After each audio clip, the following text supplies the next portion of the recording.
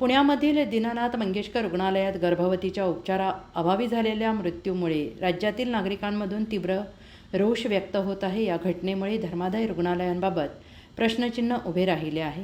राज्यातील 430 धर्मादाय रुग्णालयांपैकी सांगली जिल्ह्यात 29 रुग्णालय आहेत आणि या सर्व धर्मादाय रुग्णालयात धर्मादाय आयुक्त कार्यालयाने घालून दिलेल्या सूचनांचे पालन होते का हे पाहणे गरजेचे असल्याने लोकहित मंचाचे अध्यक्ष मनोज भिसे यांनी जिल्हाधिकाऱ्यांना तसे निवेदन देऊन या सर्व रुग्णालयांवर धर्मादाय रुग्णालय असा फलक लावणे आवश्यक असल्याने अशा रुग्णालयांना अशा तऱ्हेचा फलक लावणे बंधनकारक आणि सक्तीचे करावे आणि तसा आदेश काढण्यात यावा अशी मागणी मनोज भिसे यांनी जिल्हाधिकाऱ्यांकडे केली आहे। शिवाय निर्धर रुग्णांसाठी ज्या ज्या सुविधा देणे बंधनकारक आवश्यक आहेत त्या त्यांनी दिल्यात का याची तपासणी करणं गरजेचं असल्याने तशी तपासणी मोहीम हाती घ्यावी अशी मागणी भिसे यांनी केली आहे, जेणेकरून दीनानाथ मंगेशकर रुग्णालयासारखी घटना आपल्या जिल्ह्यात घडू नये। यावेळी आणि गणेश थोरवे, अबबकर तहसीलदार आदी उपस्थित होते। लोकहित मंच सांगलीच्या वतीने आज आम्ही जिल्हाधिकारी साहेबांनी एक निवेदन दिलं।